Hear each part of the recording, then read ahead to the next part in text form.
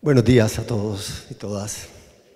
Qué alegría estar en medio de tanta gente bella, de tanta gente llena de esperanza, de educadores, en medio de esta incertidumbre. Gracias por la invitación y todo esto que les voy a compartir lo hago desde lo humano que soy, principalmente. Desde lo humano que soy, es decir, desde lo que vivo en mi experiencia en el Colegio de Barranquilla, en la Universidad del Norte, en el Instituto Montaigne y también con mi familia, con la que convivo a diario. Eso es lo humano que soy. Ya lo decía María Elena al inicio, si no contamos con ese humano que somos, es muy complicado transformar, innovar. Y nos damos cuenta de eso en nuestras realidades, donde estamos. Y de ese humano que soy, también llegar a una reflexión un poquito más para ayudarnos a adentrarnos en todo lo que vivimos hoy en este mundo, en estos tiempos, que no son fáciles, pero que no han sido fáciles para mucha gente, En nuestras historias, de nuestras instituciones, nuestros fundadores no la tuvieron fácil, seguramente. En cada uno de los sitios, si uno piensa en la historia de cada institución en la que está organización, seguramente que no fue un camino fácil. Y quiero comenzar diciéndoles que hubo un señor, ya hablaron de él, que se llamaba Miguel de Montaigne, algunos ya lo conocen. Miguel de Montaigne, como humano que era, tenía un gran amigo que se llamaba Etienne de Lavoisier. Esteban, si hubiera nacido por aquí en estas latitudes, pero nació en Francia, en Burdeos, se llama Etienne. Bueno, Michel o Miguel eran grandes amigos,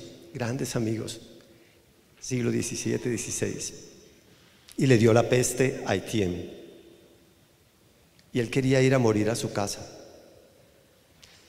Y camino a su casa entró al castillo de los Lestonac, donde vivía Santa Juana, niña, y allí murió su gran amigo, Etienne. Y Miguel quedó muy triste con aquello. Murió su gran amigo.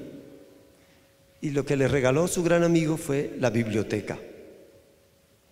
No le regaló oro ni tesoro, demás, sino le regaló su biblioteca.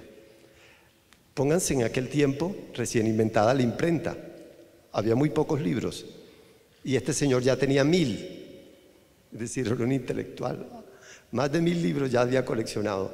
No como ahora uno va allá y hay casi 1000. Pero en ese tiempo era muy complicado conseguir 1000 libros y se los regaló. Y Miguel se fue con todo ese corazón compungido al castillo a leer los libros que le había regalado su amigo.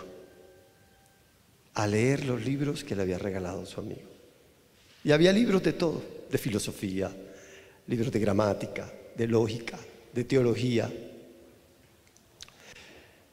Y empieza a leerlos. Y al leerlos se iba encontrando consigo mismo, se iba encontrando con su ser. Yo los invito ahora a que vayamos a una librería. Vamos a poner un QR, que lo van ustedes a poner en su celular, y en esa librería he seleccionado unos libros que nos hablan de la situación actual, que nos hablan de lo que vivimos como humanos hoy. Hace 2 años tuve la oportunidad de estar en Europa y con algunas de las compañeras que están aquí nos metimos en una librería. Aquello era fascinante.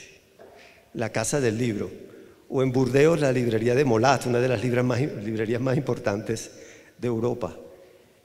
Y empecé a comprar libros, casi que me quedo sin pasajes para venirme, porque estaban buenísimos todos, buenísimos, porque eran libros recién salidos, ¿verdad?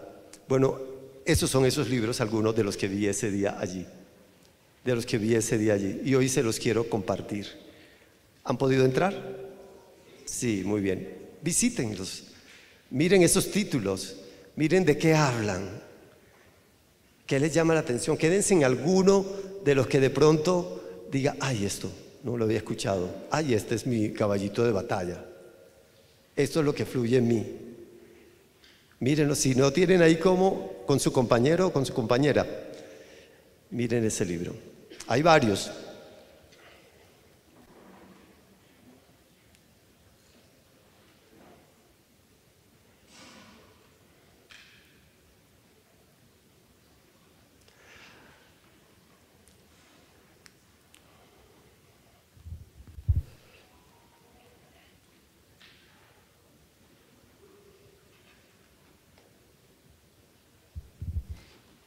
¿Cuál les llama la atención? Díganme uno. Por aquí, estas primeras mesas. Gustavo, ¿cuál le llamó la atención? El Atlas de las Migraciones. El Atlas de las Migraciones. Estamos viviendo un mundo lleno de migraciones. Hoy somos un conglomerado de culturas de distintos sitios. Miren aquí nomás. Estamos de tantos sitios, de países incluso, si nos ponemos a mirar. Hoy en día somos un conglomerado de migraciones. El mundo es eso, un mundo en el que se mueve de aquí para allá. ¿Qué otro libro llama la atención por aquí? Díganos uno de los que le llama la atención. La maldad líquida de Zygmunt Bauman. La maldad líquida. Zygmunt Bauman nos va a decir que estamos en un mundo líquido, en el que es muy difícil contener, y la maldad se despliega y no sabemos por dónde y no sabemos cómo nos llega y cómo nos aterriza. Entonces este es un mundo donde la maldad no sabemos qué es, quién es. A veces la personificamos, a veces decimos que es Donald Trump, a veces decimos que es fulano de tal, y se nos cuela y uno dice, pero ¿por qué lo dice? ¿Qué otro título por aquí nos llamó la atención? María Adelaida. La generación ansiosa. Esa generación que vivimos le llama la generación ansiosa. Nosotros somos ansiosos, ¿o no? De los likes, ¿cuántos likes me habrán puesto en esta publicación? ¿Estoy siendo aceptado? ¿Será que estoy bien vestido? ¿Será que pasa en mí? Una generación ansiosa que afecta a nuestros jóvenes especialmente por las redes sociales y por todo ese mundo que vive. ¿Qué otro libro por allí? Transhumanismo. Miren, nosotros somos de una pedagogía humanista y hoy nos están hablando del transhumanismo. Ya tenemos que ir más allá de lo humano, llegar al perfeccionamiento de ese humano que somos, ¿Y hasta dónde va a llegar eso? Porque somos seres vulnerables. Y ante esa vulnerabilidad pareciera no quererla, no asumirla, y hacemos parte de ese momento en el que no queremos morir, queremos una vida eterna, no queremos envejecer, no queremos morir, y parece que el transhumanismo nos va a ayudar a eso. Muy bien. La distopía. ¿Ustedes han visto qué leen sus estudiantes? Novelas distópicas. ¿Qué son novelas distópicas? Novelas que invitan a la tragedia, que nos hablan del fin del mundo del que nos habla Misael ahora. Novelas esos son unos libracos grandes que leen nuestros jóvenes, nuestros estudiantes. Allá en la enseñanza Barranquilla se las encuentra uno leyendo esas novelas distópicas. ¿Y de qué hablan? De la tragedia del ser humano, de que este mundo se va a acabar, de que la tercera guerra mundial, y eso los apasiona. Esos libracos grandotes, esas sagas grandotas son distópicas, gran parte de ellas. Y esos son nuestros estudiantes y en eso estamos viviendo nosotros. ¿Hemos leído alguna novela distópica? Ahí les recomiendo un artículo que está allí, de un compañero de la Universidad del Norte, Juan Manuel, escribió en la revista Semana, porque esa es una de las preocupaciones que existen en estos días. Nuestros jóvenes leen, ¿pero qué leen? ¿Están leyendo novelas distópicas? Bueno, ¿qué otro? Dígame. Ucrania, la guerra de Ucrania. Estamos en la guerra otra vez. Miren lo que está pasando en Palestina ayer y antier. ¿Cuántos muertos? ¿Cuántos muertos? El Bitcoin, las monedas que están ahora de moda. Miren lo que pasó en Argentina hace muy poquito con lo del Bitcoin. Vivimos ese mundo. Ese mundo es el mundo que nos genera la incertidumbre. Es como aquí, yo me pongo aquí a la orillita y ¿qué hago? ¿Es mejor tirarme o ir a buscar las escaleras? O ir buscando como otro medio para llegar. Muy bien, si ven, bueno, así como Montaigne, ustedes también se pueden sumergir en lo que pasa en el mundo a través de los libros. Dense una vuelta por las librerías de vez en cuando, a ver qué están escribiendo, hacia dónde van las reflexiones. Miren lo que está pasando en el mundo, porque este señor, esa biblioteca le transformó la vida, lo cambió. Volvemos a la presentación. Entonces, todos estos libros que seguramente ustedes, mira, uno no hablamos del fin de la educación. Algunos dicen, esto se acabó, la escuela se acabó, tal como la concebimos en el siglo XVI y XVII. Algunos se atreven a decir, ya estamos en el final, en el punto final de nuestras escuelas, y realmente sí encontramos visos de eso, visos de eso. ¿Todos nuestros estudiantes quieren ingresar a la universidad hoy en día? No, no. Hay un gran porcentaje cada vez mayor de estudiantes que dicen, yo que voy a hacer 5 años en una universidad. No sé si en Barranquilla es muy común. Hijos de profesores, fíjate, los profesores dicen, no, mi hijo dice que no quiere seguir estudiando, que él prefiere hacer unos cursos en Coursera, en cualquiera de estas plataformas, y con eso él se va hacia adelante. Pero ¿qué hay allí? ¿Qué hay allí? ¿Qué hay allí? Entonces, estamos en un mundo en lucha entre aquellas utopías en las que nosotros soñamos y estas distopías que se nos presentan, de un mundo que se destruye a veces. Estamos ante una lucha de ser cada vez más humanos, de vivir la empatía, de vivir una educación que se acerque a la persona, pero hay otros que nos están hablando de transhumanismo, de manera atractiva. Hay unos estados nacionales que hoy se rompen con estos conjuntos de diáspora. Hoy que tenemos, cada país es un conjunto de diásporas. Mire Colombia, toda la diáspora que estamos viviendo, interna y también de países vecinos. No solo venezolanos, haitianos hay en cantidades que llegan a nuestras costas. Ante la lucha por la igualdad, hoy hablamos de una paridad. Una paridad. Busquemos la paridad. Negociemos eso que ya, entonces. Esto nos va situando entonces ante una actitud. ¿Cuál es la actitud de nosotros frente a esto? Frente a esto que vivimos como mundo. Quedarnos en la incertidumbre, lamentarnos, resistir, porque lo encontramos, ¿verdad? Esto que está pasando, ay Dios mío, y uno encuentra lamentaciones constantes. Estos jóvenes de hoy, estos niños, estos papás, estos profesores, o acomodarnos, dejar a ver qué pasa, quedémonos quieticos, esperemos a ver que esto vaya como caminando, a ver qué hacemos. Ya pronto me llega la jubilación, esperemos un poquito, esperemos, ya esto no va para más. O adaptarnos, flexibilizarnos, siendo inclusivos, siendo diversos, o iniciar algo nuevo.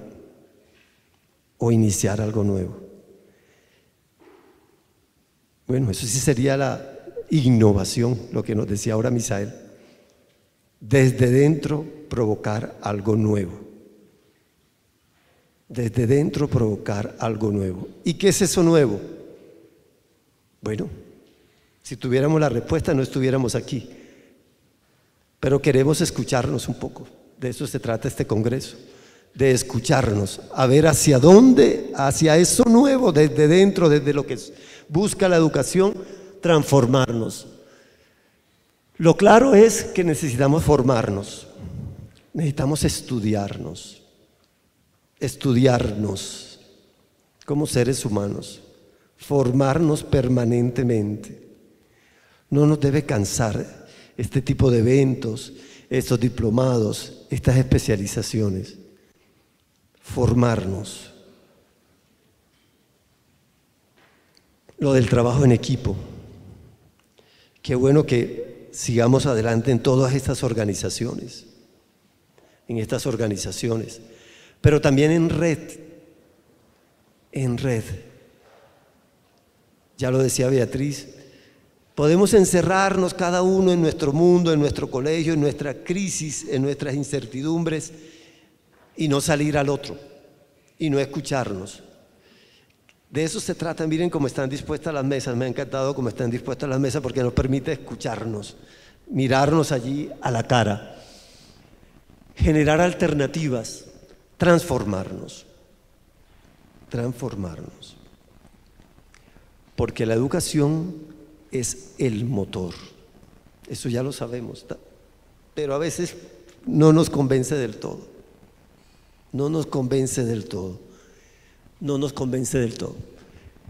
Entonces, ¿y la respuesta tuya cuál es? ¿Cuál se parece más a esa? ¿Cuál se parece más? Me lamento, resisto, persevero, soy resiliente, me formo, trabajo en equipo y en red, genero alternativa, transformo, o me conformo con lo que hay. Continuamos.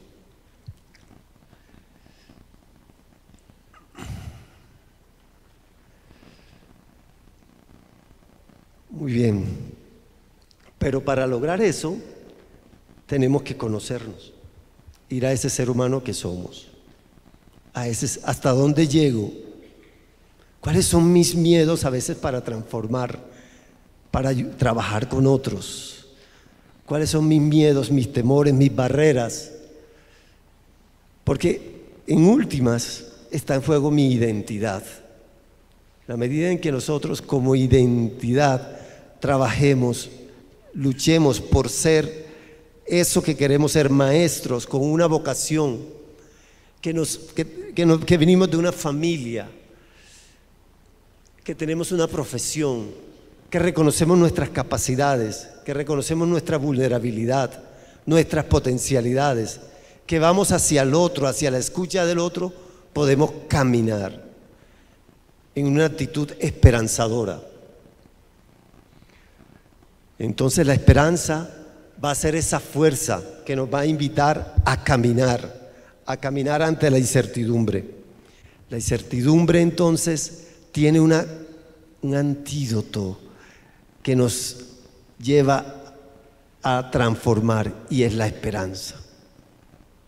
Todo eso que hemos visto, todo eso que les llegó de esos textos, no tienen otro alimento sino la esperanza. La esperanza que está llena de confianza, que está llena de creer, de sentirme con una vocación concreta, de entenderme desde nuestra dignidad.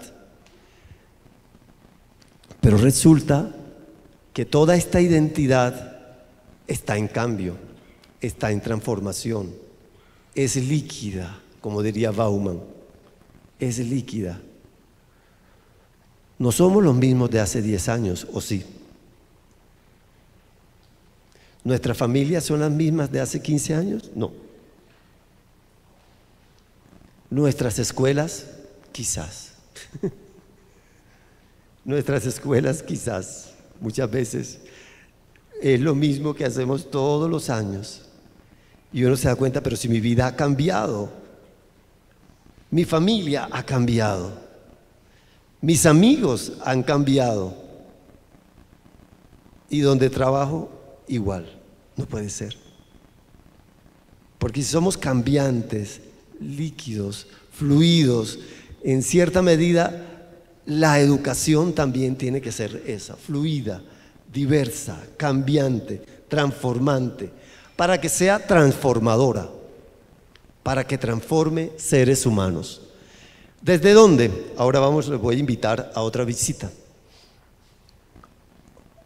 Encontramos unos libros un poco que nos invitaban como a cierta incertidumbre, nos generaban como cierta sosiego, desasosiego, vamos a mirar, vamos a colocar el siguiente QR. Bueno, los invito a que visiten estos libros, estos textos.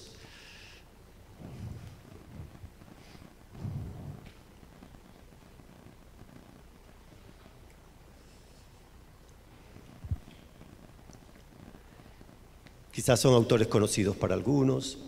Tengo formación filosófica, entonces no deja de ser ese uno de los caminos. No estoy diciendo que estos son los únicos libros, son desde ese humano que soy, me invitan, ¿verdad? Seguramente que ustedes, aquí tenemos, allá ahora entraba a la editorial Laboratorio Educativo y uno dice, wow, qué cosas, tienen unos textos realmente muy buenos, tanto de los clásicos como de las invitaciones más recientes. ¿Qué vimos allí en esos textos? ¿Cuál nos llamó como la atención? Están muy concentrados ustedes. Mientras yo voy a tomar un poquito de agua.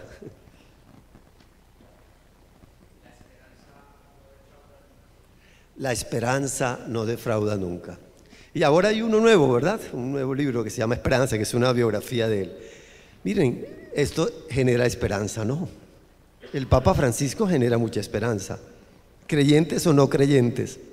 Por ahí leí un artículo en New York Times que decía, muchos católicos están rogando que se muera y muchos ateos rogando que no se muera.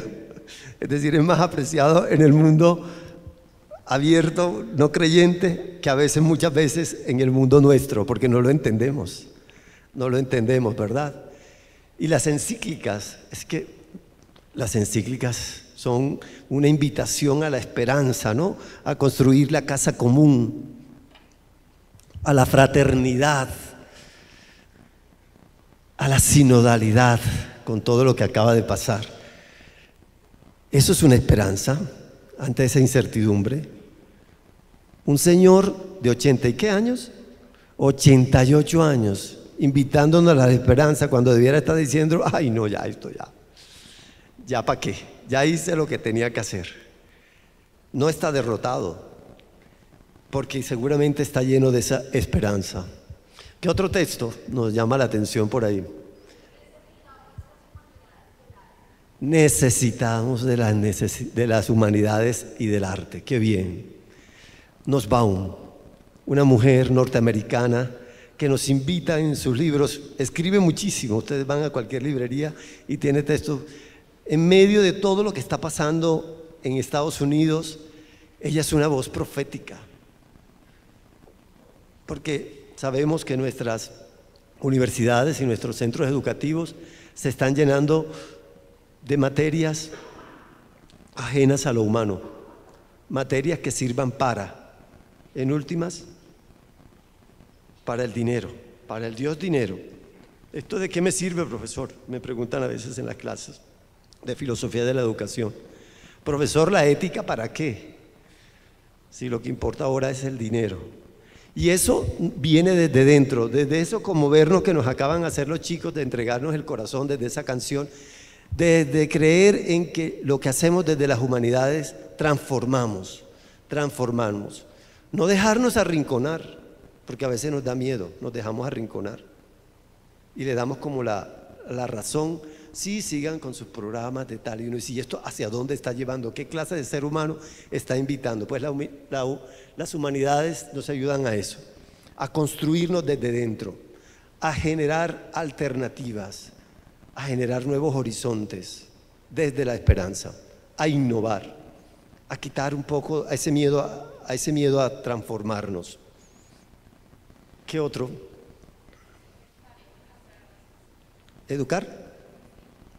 Educar lo invisible. Bello libro.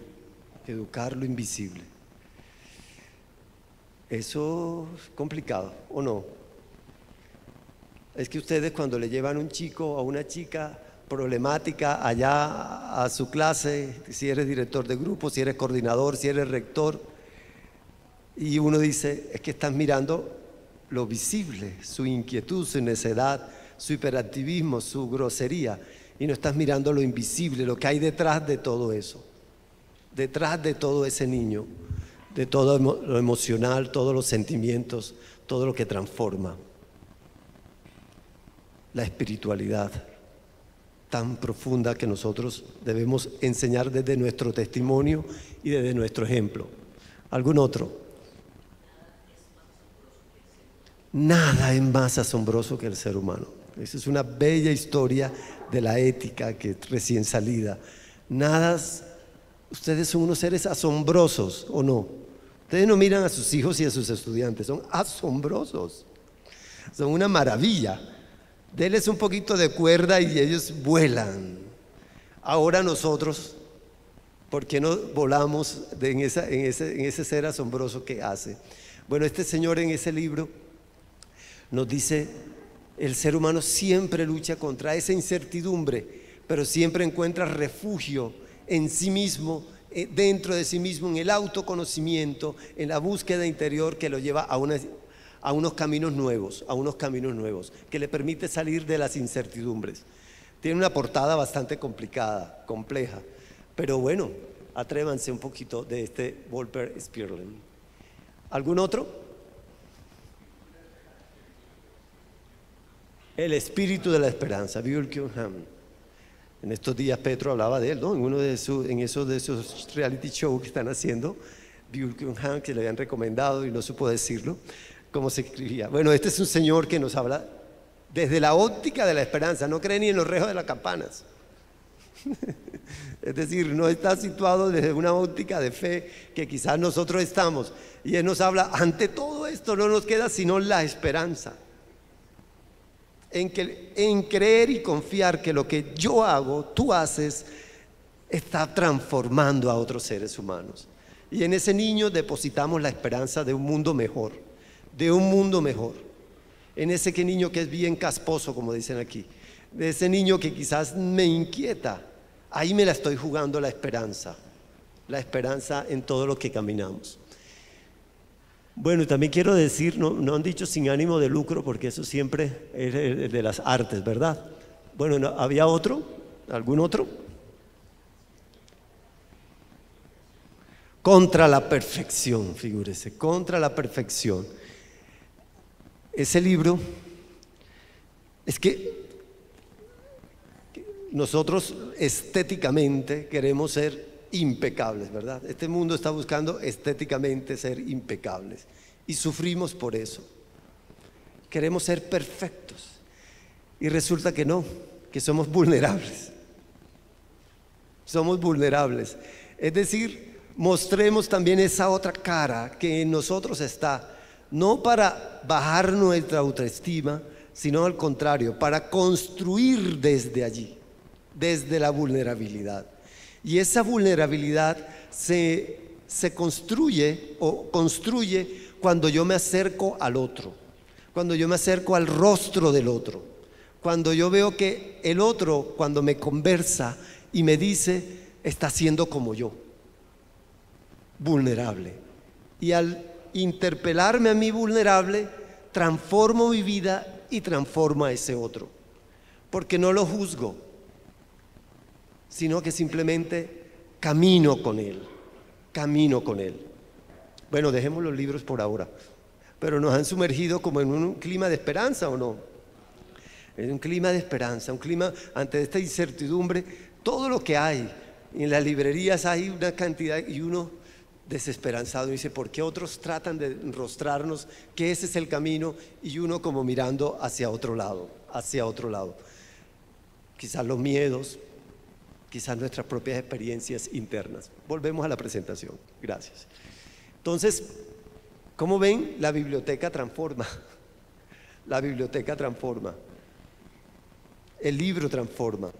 Pero Montaigne decía que el principal libro que transforma es el de la vida, el libro del mundo.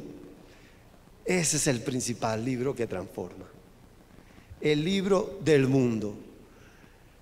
Porque el libro del mundo, pero también esos textos que acabamos de ver, nos conectan con nuestro ser, nos conectan con ese mundo interior, nos conectan con eso esencial que somos. Cuando yo salgo al otro, cuando yo converso con el otro, me conecto con él y allí me transformo. Y si no, ustedes lo han vivido. Cuando están en un problema, cuando están en una incertidumbre y conversan con otro y dialogan con otro, cuando se conectan con alguien, no les va mejor. Clarísimo, ¿o no? Uno dice, no lo había visto de esta manera. No me lo había reflejado de esta manera, porque el otro es como un espejo para mí. Como un espejo para mí que me ayuda a conectarme. Y ese otro, en su vulnerabilidad y en mi vulnerabilidad, armoniza mi propósito vital, me aclara en lo que yo busco, en lo que yo quiero en mi vida, en lo que yo quiero en mi vida. Aquel profesor que no quiere entrar, aquel profesor que se rebeldiza, dialógale, armonízalo en su propósito vital. Ese niño, ese papá, dialógale, armonízalo con su propósito vital. ¿Para qué tuviste ese niño? ¿Para qué lo traíste a esta escuela? ¿Por qué está pasando esto? Seguro que allí ustedes más que yo tienen experiencia de eso, armonizar el propósito vital, porque te permite trascender en la empatía, en la simpatía con el otro, el de sentir compasión, misericordia con el otro, porque el otro también tiene compasión, tiene empatía y tiene simpatía conmigo, porque cuando yo le muestro eso, él también se abre, como yo me abro también, como yo también me abro, y me abro a lo otro, a ese buen Dios, y de esa manera te salva. Ustedes salvan a sus hijos, ustedes salvan a sus estudiantes, a sus amigos, los salvan cuando se armonizan con ellos, cuando se conectan con su ser, con su vulnerabilidad, con sus potencialidades. Lo redimes, lo reconstruyes. Salgamos un poco. Yo le pregunto a los estudiantes, cuando chatean, conversan, ¿el chat es una conversación? ¿Ustedes qué dicen? El chatear es una conversación. Ahora chateamos con ChatGPT y ahora la meta IA también nos ayuda, como uno puede meterle una conversación y le contesta y le sigue y le da, y es como una máquina que usted está conversando y tal. Bueno, pero los chats que hacemos entre nosotros son conversaciones reales. O yo necesito ver el rostro del otro, o yo necesito sentir la presencia del otro. No sé si les pasa, pero me pasa a veces con mis sobrinos, sobre todo mis sobrinos que están saliendo de la adolescencia, y a veces me es más fácil chatear con ellos que conversar con ellos. Si estoy en una llamada, me responden monosílabamente, sí, no, bien, sí, no, bien, sí, no, bien.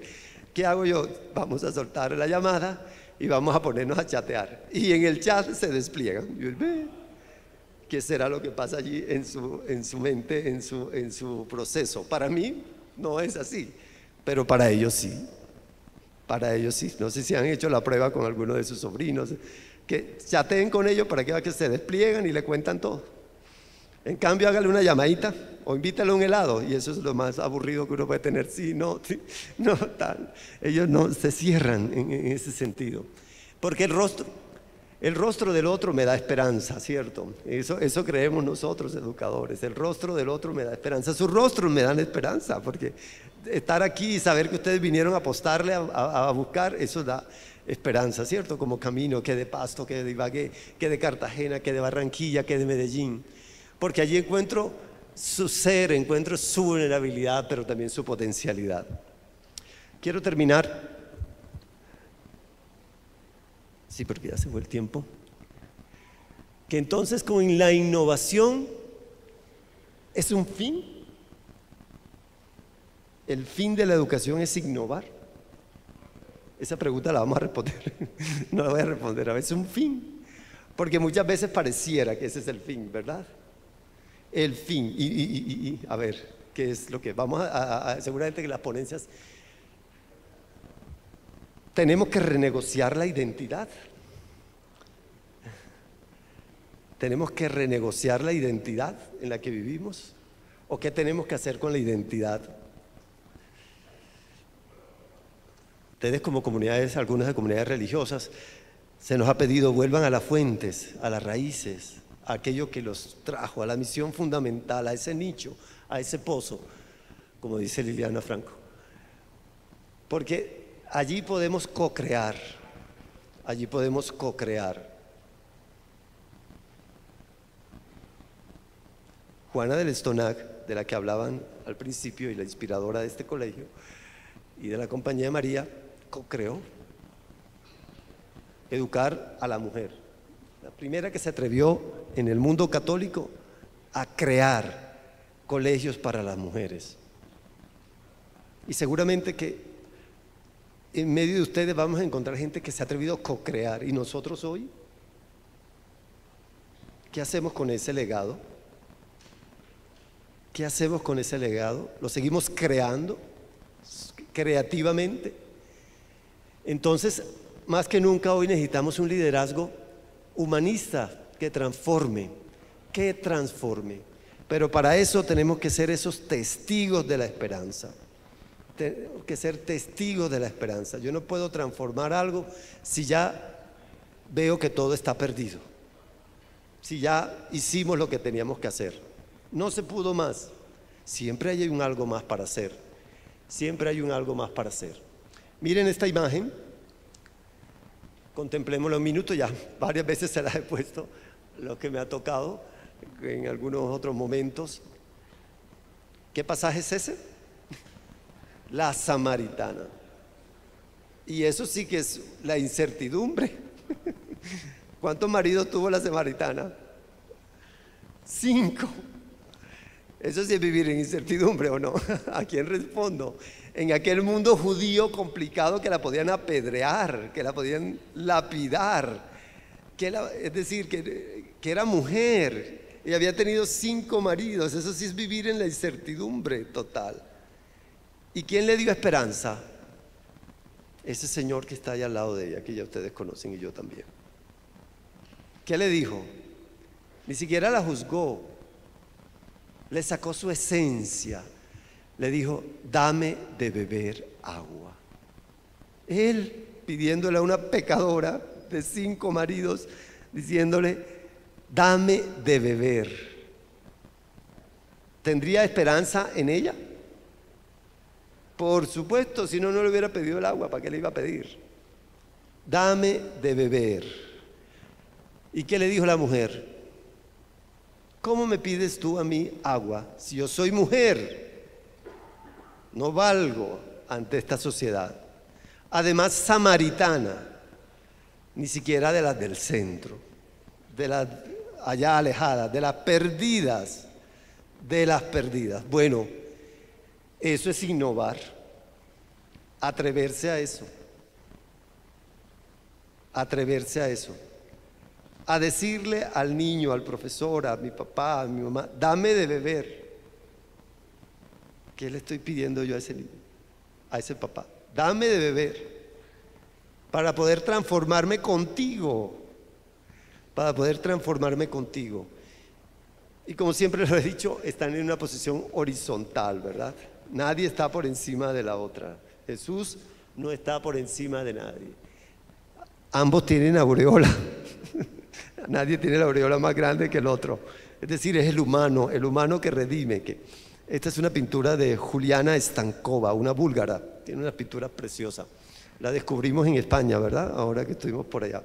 Nos la enseñaron. Quedé enamorado de su pintura. Porque es muy sinodal, muy bella, muy transformadora. Eso somos nosotros. A veces nos toca de samaritanos. ¿Cuántas veces nos toca de samaritanos? Perdidos, con 5 maridos, con 5 problemas, con 5 cuestiones por hacer, por 5 cuestiones que parece que no tienen salida. O a veces somos ese buen Jesús que recibe el agua y que lo da. Testigo de la esperanza. ante un mundo de incertidumbres. Innovar desde dentro. Y la educación es el punto. Es el abrebocas un poco a lo que sigue en este curso, en este congreso que vamos a tener. Muchas gracias.